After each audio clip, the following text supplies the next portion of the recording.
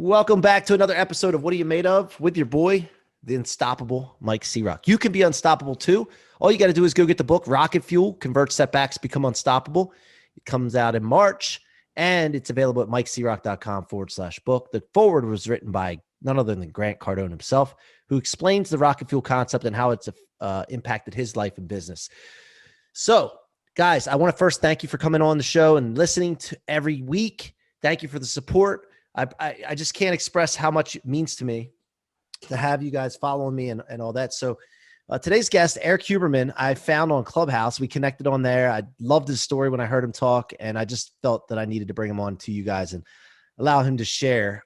He is the founder and CEO of Hawke Media, the fastest growing marketing consultancy in the United States. It's in LA, but he just was talking offline here about the fact that they have something in Baltimore, Maryland, which is cool because I'm in Ocean City. Such a small world, but as a serial entrepreneur and marketing expert, Erik is a sought after thought leader in the world of digital marketing, entrepreneurship, sales, and business. Prior to Hawke Media, he founded and grew and sold 2 successful e-commerce companies. He's also the recipient of numerous awards. I'm going to just blow him up before we interview him. Forbes 30 under 30, 40 under 40 for CSQ. Inc. Magazine's top 25 marketing influence. All right, that's enough, Erik. Let's go. Let's just welcome you to the show. You got to redo that thing. So, hey, look, man, I'm just thankful to have you on and, for the opportunity to connect with you as well, because, these connections on Clubhouse and then when I do podcasts with people, develop fabulous relationships, and who knows where we're going to be years from now. Yep. And hopefully we're somewhere smoking a cigar together and talking about some kind of venture that we did. So who knows, but welcome to the show. We start the show every guest with the question, what are you made of? What am I made of? Yeah, I'm a guy that doesn't get swayed easily. I do what I want to do. I march to the beat of my own drum. I don't really give a fuck what other people think. I really don't. I'm not someone that just says that. I'm like, oh, fuck other people. Fuck the haters. I'm like, I don't know why people talk about haters. I really don't care. I want to do good in the world, but I also, opinions don't really matter. And I've just noticed that I don't do things in an orthodox way. I like to do things my way and things that I find are logical. And it's really led me to a place that I'm proud and happy to be at. So where did that come from? Were you always stubborn? That's what it sounded like to me. I wouldn't say it's stubborn. No, I mean, as a kid, I was like any other kid. I cared what my friends thought, etc. But I don't know. I think it was in high school that I started developing. I had 2 close friends that were very confident. I grew up in a very alternative upbringing, hippie school, first grade through high school. That was incredible. It's called Oak Grove in a small town called Ojai, California. And so my wife loves to laugh. She's like, you had the most charmed childhood ever. I basically went to summer camp for school. And so it really gave me a lot of opportunity to just gain a lot of confidence because there was no bullying. I mean, there was light, but nothing compared to I would say the real world or the normal kind of schooling. And so even though I was a head shorter than everyone growing up because I was a year younger, I started early and never got held back. I just was able to be my own person. And so, yeah, just kind of accepted who I was by the time I was in middle of high school. And from then on, I had a lot of ambition. I still do. I love working. But I was never that worried about other people's view. I've never been competitive, funny enough. People talk about entrepreneurship so competitive. I don't give a fuck what other people are doing unless they're standing in the way of my own improvement. So I get competitive with competitors in my agency because I want to grow and beat myself from last year. And if they stop me because they steal a client, whatever, that pisses me off. Right. But I don't care if someone's doing better than me. I care if I'm doing better than I did last year. Yeah, I love that, man. And when I said stubborn, I believe stubborn's a good thing if it's on the right thing. Yeah. And I looked up the definition a few months ago, and I just I fell in love with the definition. 2 words: perversely unyielding. And so I told my wife, we get a bunch of shirts made because we just keep our mindset right. And I had a shirt that said stubborn, and it had the definition all spelled out: perversely unyielding, C-Roc. So no, I love that, man. And there's a thing called I think it was Glenn Sanford, the CEO of EXP, or the founder of EXP Realty, was saying the other day, him and Grant Cardone are, I don't know where he got this from, but he said entrepreneurial crocodiles.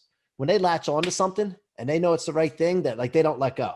Yep. And that sounds like you as well. I'm like that. I love it. I mean, to me, it's if you made a decision and you believed in something, you already had that decision once. You got to commit. And that's where the success comes in. So after growing up like that, where did you go to school? College, Arizona, U of A. Okay. Not the last, didn't learn much, but it was a good time. Yeah. Yeah. And then how did you decide to get into what you're getting into, the media and all that now? Like what you're Yeah, doing it's now? funny. I made fun of marketing majors in college. Like I was like, "What the fuck's marketing? You draw pretty Yeah, me too. pictures." Like it's not wasn't my thing. And then I went into real estate exactly a week to the day before the banking industry collapsed in 2008. That was my first. I graduated in 2008, and so after a year of doing that, and actually it was about 6 months, but in that year I made $350. 6 months in, I was like, "This isn't going to work. I got to figure something else out." I ended up building my first online company. So I built three different e-commerce companies. First one was a music company. The second two were both fashion. And first one I grew for 2 years, got it profitable, hired a CEO to take over. He ran it for another three before joining me to help me build Hawke and becoming my partner and COO. Wait, And but before you go further, so when you started e-commerce, how did you know how to do that? Was it all trial by error? Like what? yeah, Let's do a little it, bit of yes, I did build a couple e-commerce sites when I was in middle school, like talking, 1999. I went to build them out, and it turns out you need a seller's permit to sell shit online. And a 12-year-old cannot apply for that. And when I asked my dad if he would get me one, he said, absolutely fucking not. that. And so we never actually came around to that. But I had built some sites, so I had like a small amount of comfort in it. And I think where it came from was in college, when I was a junior, the year after my junior year, so sophomore year I sold kitchen knives, Cutco, door to door. Did I did pretty have well a with it. It was so fun. I made a ton of money. So the next year, my buddy called me and said, "I'm starting." He was older. He was like 5 years older. He was like, "I'm starting this business to filter storm drains because it's now the law in California. Can you help be my co-founder and help me do this and be the sales and marketing guy?" I was like, "Yeah, sure." So I jumped in, knew nothing about any of it, but in 3 months signed our first contract. I did all our legal paperwork. I was 19 and 20 years old, like no idea what I was doing, no background in it. And sorry for the beep, but Nope, no worries. This is laid uh, back here. yeah. And I ended up doing that. And so fast forward, when it came down to the e-com company, I had just learned that it's okay not to know, that no one knows. And I still feel that way, that like I've worked with many, many billionaires. Everyone's figuring it out and always are and always will be. Like, it's not like you ever get to the point where it's like, I have it all figured out. Like Tim Cook runs the biggest company in the world. He's still scrambling to try to figure out, what do I do next? What's going to happen? Where's China going to go, et cetera. So That's part of the journey, and it's part of your purpose on earth is to solve problems. You want problems. Well, and I think, yeah, and I think what's interesting about, like, when it's said it's part of the journey, that connotes a destination. There is no end, and that's something that I really learned. Like, that's probably the biggest lessons I've had in entrepreneurship, is that by running a business, you are opting into being the biggest problem solver in the company. That's your job. Anything that people can't solve themselves will come to you. And so your life, as long as you run that business, will be solving the biggest problems a business has. And if your business continues to grow, those problems get bigger, and you just have to get used to it and keep learning and keep sharp. Is part of it. Yeah. Well, when I say the end, I say it's when you're plucked from this planet. So that's my end. But then we have a spiritual planet, or spiritual probably, who knows, but that's what I'm talking about. When I talk about journey, I'm talking about till I'm going. Exactly. So And that's totally fair. And yeah, I mean, it's, there's people that build their company to sell in 5 years, and that's part of and that's their journey. And then they want to go retire on a beach or something. That could, with them, maybe that is the end. That's why, but funny enough, you compare it with the end, plucked from this earth. That's kind of one of the main reasons I don't want it to end, is I feel like the moment you retire is the moment you start counting down to that end, versus just keep working until the wheels fall off. Yep. I'm always going to be doing something, man. We go away now to like all inclusive resort, real nice place and this and that. And people waiting on you. And dude, I cannot sit still. I got to be doing, I'm like, do they have Wi-Fi here? I gotta do something. Come on. My wife drives her nuts. Yeah. I can do a few days, and then I'm like, no, let's do something else. Yeah. So where are you right now though? You said you're skiing, right? Offline. You're skiing? Not right now. So this is just, turning this, what do you call it? Turning a negative into a positive. We decided, well, hey, like our company went from being, having offices in LA, New York, Boston, and Baltimore, to now our people are in 24 plus different states. And I actually just found out, so I think it was probably 90% of our staff was in LA as of July of last year. And then now it's less than 50% are actually in Los Angeles. And it's crazy how quick everyone's spread out, but what that means to me, my business partner is now in Boise. The guy that runs my venture fund is in Denver. I don't have to be anywhere. So I realized that. And so we rented a place in Utah for the month of February and skied every morning for an hour before working all day and night, because there was nothing else to do. It's cold outside. And now we're on our way back. So we're in Vegas. After this podcast, we're going to be checking out, but we've been in Vegas for a couple of days on the way back to LA. Do you go hard in Vegas? No, I honestly haven't been drinking since COVID hit. So I Yeah, just good. decided to stay Awesome. clean. But we Awesome. ate our way through Vegas this Yeah. time. We only been here for like, we got here late night Saturday. So it's been whatever, 36 hours. But we ate more than I've ate in a long time. And so now you got to go back, and California's opened up a little bit, I guess. Yeah, no, I mean, there's no indoor dining or gyms still and stuff like that. But honestly, like with the lifestyle in LA, like some people miss it. I'm married. I've got a good house and everything, that it's like, for us personally, I feel for my friends that own restaurants and stuff like that. I owned one. It's gone since COVID. Yeah. Or I invested in one, but I do think that, for my lifestyle, it's not been that big a deal. Right. And then how about for your business? Same thing, because there's business, Oh, plenty of business business. was built for this. Our business skyrocketed. Yeah. Yeah. So what's going on for going on with your big goals for the future for right now for your business? And what do you guys have planned? Like what's your big Yeah. thing? Well, so it's interesting because we got featured in an article by Business Insider as like one of the top acquisition targets of 2021. And like the beginning of this year started with like tons of private equity firms and strategics making a run at buying us. And, I'm not going to say never, because who knows, but it became really real that it's like, I already can afford the things I need to afford personally. The fuck am I going to do if I sell this company? Like, I don't have something else I want to do, and I don't need the cash. And there's a reason they want to pay that cash, because it's worth it, because we're doing well, and because we have this. And I don't think it's going anywhere. I maybe I'm crazy, but I don't think e-commerce is going away anytime soon. And that's where we focus, and that's where we built a powerhouse in. So, in digital marketing. And so, in terms of the future, we're closing our fund right now. We've done 11 investments out of our venture fund, so that's skyrocketing. What are you investing in? Mostly marketing technology that then we can use for all our clients, which we have about 550 companies we manage marketing for actively. So when we invest in a software and roll it onto a few hundred clients overnight, it's a successful piece of software. So we're able to juice our own investments, and then we also invest sometimes in unique consumer brands, things like that.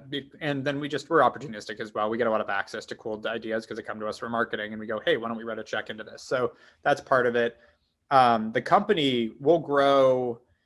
We'll probably double this year. I mean, without doing anything right now, we'll grow 50%, and it's just March 1st. So like, we got some time to grow a lot this year, and we've got some big M&A deals. We've bought 5 agencies at this point. We're ramping up that side of the business. So, we've got a short-term goal to get it to about 4x what we did last year in the next 3 years, which is ambitious but attainable, which is always what I like. And then once we hit there, the size of the business becomes significant. I mean, we'll be 800 people at that point. And so then I'm trying, we're looking at international expansion probably later next year. So before there, because I realized part of this journey, I set a 4-year goal when I started the company and didn't stop to set a new goal until we hit it. Right. And then you've got this gap of like, wait, what now? Getting ahead of the next goal is super important. So yeah, I'm going to start working on international. We're working on expanding into Canada this year, and then looking at London and Singapore probably later next year, or already have someone in China as well. And so it's digital marketing and SEO and all that stuff, right? Yeah. So basically what we do is we call ourselves an outsourced CMO and marketing team to companies. So we go into brands, identify what they're missing in marketing, and then we have experts in all different verticals, whether it's Facebook, Google, SEO, SEM, web design, graphic design, email marketing, SMS, et cetera, and fractional CMOs. And everything's a la carte, everything's month to month. So super flexible way to build a really good marketing team. So our mission is accessibility to great marketing for everyone. And what I found was, through building my other 3 e-commerce companies, it's impossible to find great marketers. It's so hard. And so building a service where we're going to be the ones that vet them and hire them and train them and keep them going, so that you can at least bring up the baseline of failure in marketing. Like, are there going to be single operators that are incredible, like guys or girls that you can discover and just, crush it on a certain channel? Yeah, sure, always. But with us, you're taking the risk out of marketing. We're not going to just blow it like a lot of agencies do. And I'd say 99% of agencies have no idea how to build a business. So that's been where we've really succeeded and why we're the fastest growing in our space. And yeah, it feels like we're just getting started. Like we really are starting to dial in some sides of the business that it's almost gone. Like, we're right at that transition from like small, medium business to true medium-sized, predictable business that we can scale. We've got a full exec team now. Our fund is, doing really well. And then we also launched an arm to give financing to our clients. So we can actually give debt or loans. So if they need help growing and they need working capital, and not predatory. It's like 6-7% style loans. Like, Yeah. really Well, that's just another value add too, right? exactly. And that's the idea. The whole mission is accessibility, great marketing. And we found our clients would be trying to grow, but between the working capital they need for product and marketing and they'd just be, trying to catch up on cash all the time. So it's like, well, you're making profit, you just don't have cash flow. So we're able to give those loans. And like that. Yeah. Yeah. So now it wasn't always easy. So when you first started it, give me one or two, situations where you were like, oh shit, or felt like you were maybe not going to quit, but you were just like, man, am I going to make this or what? Was it ever, or was it just all rosy the whole way? No. But if you smooth it out, it was rosy all the way, but there are definitely periods where I was like, in a few that definitely stand out. One, the first month in business, I hired a guy that took over half my clients' management. He was, a very seasoned guy, had a good pedigree, and I brought him in, and he sends me an email at 3 a.m. on a Monday morning and says, "Hey, Eric, long story short, I met a girl over the weekend, fell in love, asked her where she wanted to go. She said, Hawaii, we're here now."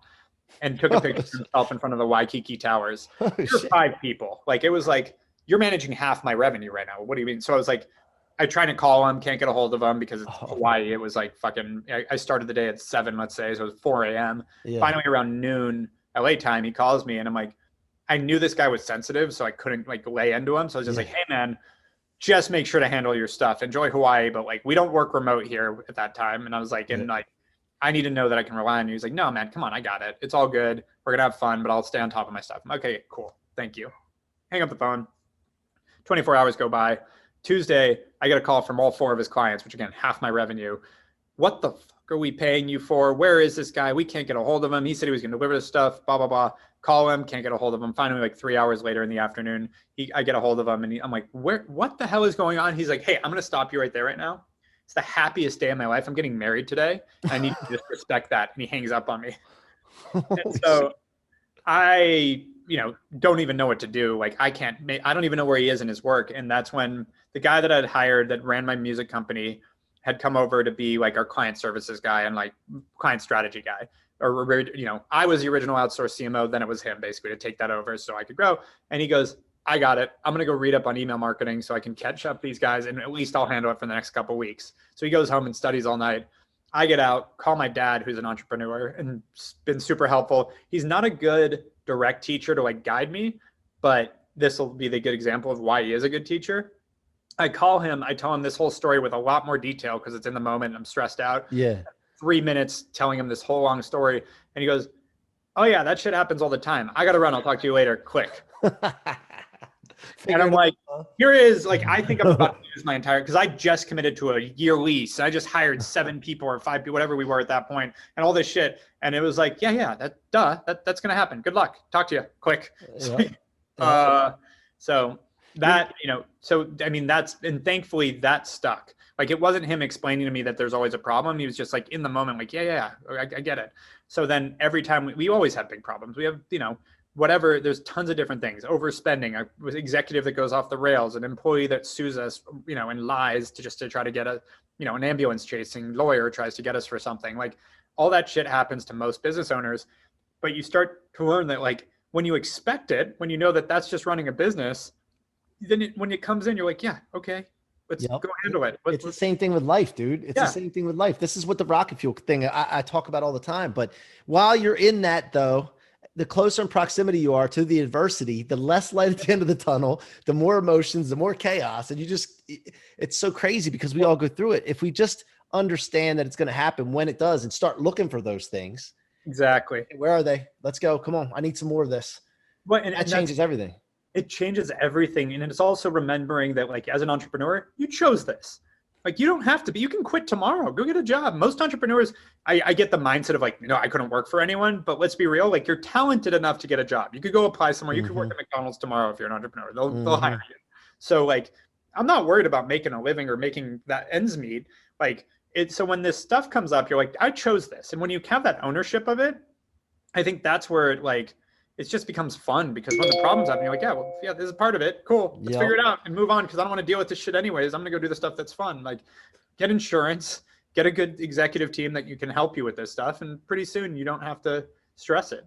And the other thing is, this is why it's important to have abundance and Yes. have like people say, well, dude, you don't work enough. Like you don't have enough. No, I don't have enough. What happens if I'm doing everything right? I'm ethical and some asshole sues me, like you said, or some Yeah. three Yeah. people leave because of a cancer just got in and it happened like that. And you got to be able to survive it. So you Well, cannot survive just getting by. and I, for your listeners, I want to highlight, I was sued by the same person 9 times. They made up, they made up shit. 9 different lawsuits. There's no recourse, by the way, in California. It's terrible. But like he literally made up 9 different accusations and sued us 9 separate times. And on the 9th time, our insurance was like, we're fucking settling. I'm not dealing with this for the next 3 years. So Oh, 3 years and 9 lawsuits, thankfully insured.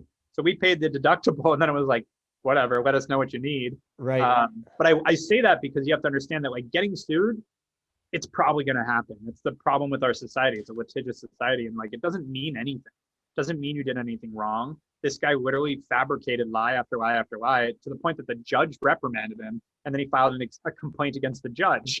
Like it was insane, but this is what the world we're in is people snap and do crazy stuff. And so you just, again, have to know that that's just part of it. That like Dude, we dealt with the same thing when I had my first client that like was super angry and we did nothing wrong and was, cussing me out and being awful to my team and telling us we did nothing and we're worthless. And we're like, what are you talking about? I just came to realize that like 3% of society are assholes.